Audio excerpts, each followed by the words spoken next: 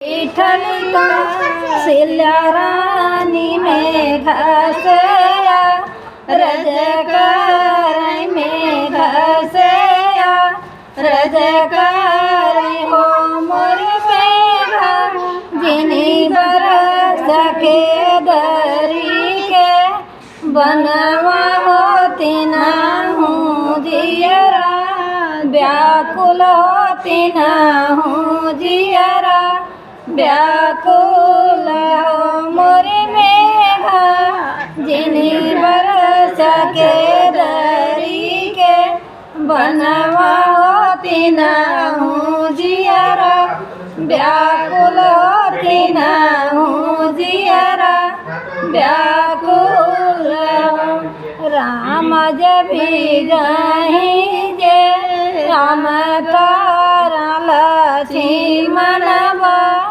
बुरे तारा लक्ष्मणवा बुरे तारा हो मोर बदरी सीता सुंदर भीगतिया सुख तारा तीना जियरा व्याकुल हो मोरी बदरी सीता सुंदर भीगतिया सुख तारा तीना जियरा व्याकुल हो राम भेजत गड़िया होतल लक्ष्मण गलिया होतल लक्ष्मण गरिया ओ मोरी सखिया सीता सुंदर विगत से जरवा होती ना हूँ जियरा व्याकुल होती ना हूँ जियरा व्याकुल हो मोर सखिया सीता सुंदर विगत से दूरवा होती ना हूँ जियरा व्याकुल हो। तो दोस्तों एक बड़ा जवाब उठान सुनाने जा रहे हैं, आप लोग को कैसा लगता है कमेंट में जरूर बताना।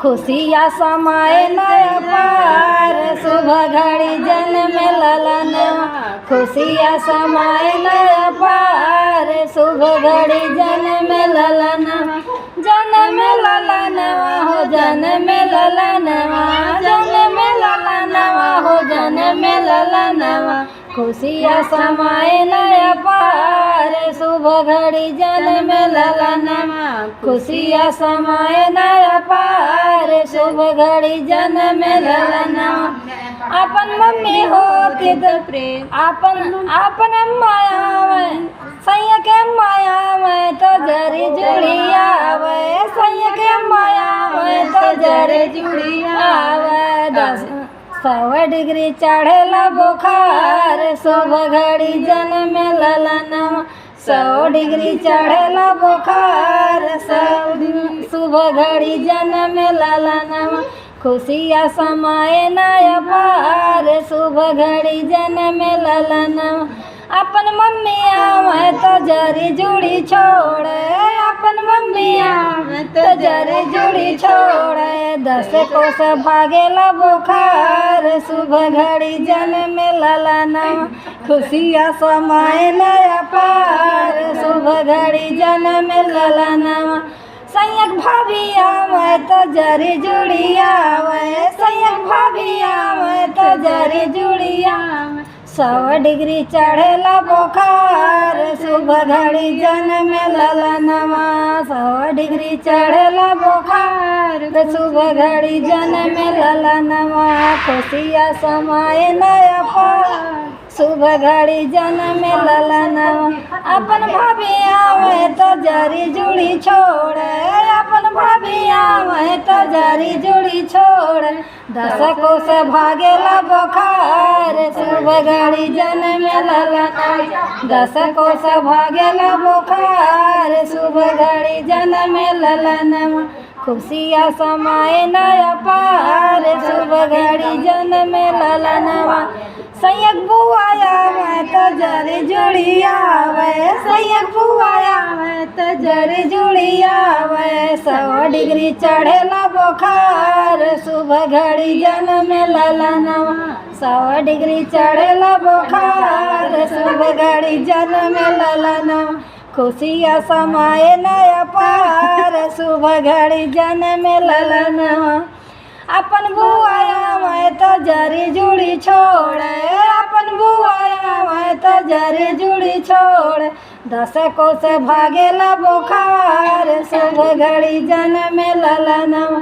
100 कोस भागेला बुखार, सुबह घड़ी जन्म ललनवा। खुशियाँ समाए नया पार, सुबह घड़ी जन्म ललनवा। खुशियाँ समाए नया पार, सुबह घड़ी जन्म ललनवा। सैयक बहनी आवे तो जरी जुड़ी आवे, सैयक बहनी आवे तो जरी जुड़ी आवे। 100 डिग्री चढ़ेला बुखार, सुबह घड़ी जन्म ललनवा। 100 डिग्री चढ़ेला बुखार, सुबह घड़ी जन्म ललनवा। अपन बहनी आवे तो जरी जुड़ी छोड़े, अपन बहनी आवे तो जरी जुड़ी छोड़े।